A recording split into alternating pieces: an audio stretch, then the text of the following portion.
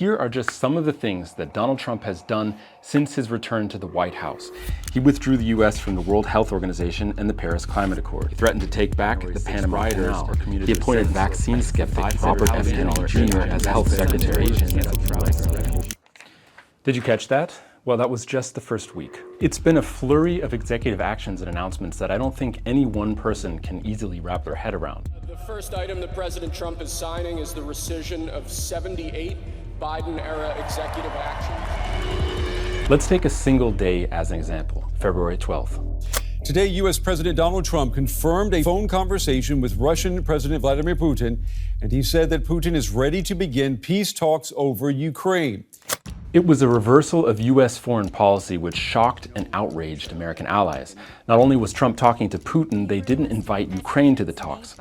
Now, on the very same day, the Trump administration also did the following things. Started laying off employees at the Department of Education, nominated an oil and gas advocate to the Bureau of Land Management, deported 119 Asian migrants to Panama, banned an Associated Press reporter from the White House, issued an order to enforce loyalty to Trump among Foreign Service employees, announced a plan to buy $400 million worth of armored vehicles from Tesla, filed a lawsuit against New York State for its immigration policies, ordered an investigation into the media company Comcast's diversity policies. And Trump also made himself the chair of the formerly nonpartisan Kennedy Center for the Arts, home of the National Symphony Orchestra. Some would say they're just getting on with fulfilling promises to voters, to overhaul American government and society. Others would suggest a more calculated objective here, something former Trump advisor Steve Bannon called flood the zone. By that, he meant doing so much so fast that those opposing him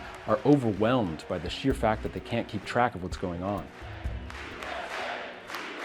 For the record, Trump has never claimed to be pursuing that tactic, but I still find it useful when thinking about how much of his agenda he expects to get through. Hundreds of lawsuits have been brought against his initiatives, and nearly 70 rulings have blocked his actions, at least temporarily.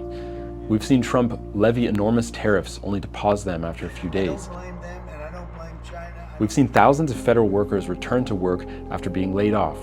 We've seen an agency, the Consumer Financial Protection Bureau, slowly creep back to life after the Trump administration shuttered it. We've seen the administration threaten to send up to 30,000 undocumented migrants to Guantanamo Bay prison in Cuba, only to send about 300, and then return them to the US after a few weeks. In all the conversations I've had about Trump 2.0, there's a sense that we're living through a transition to a new era. But there's little clarity about what that era will look like when we get there.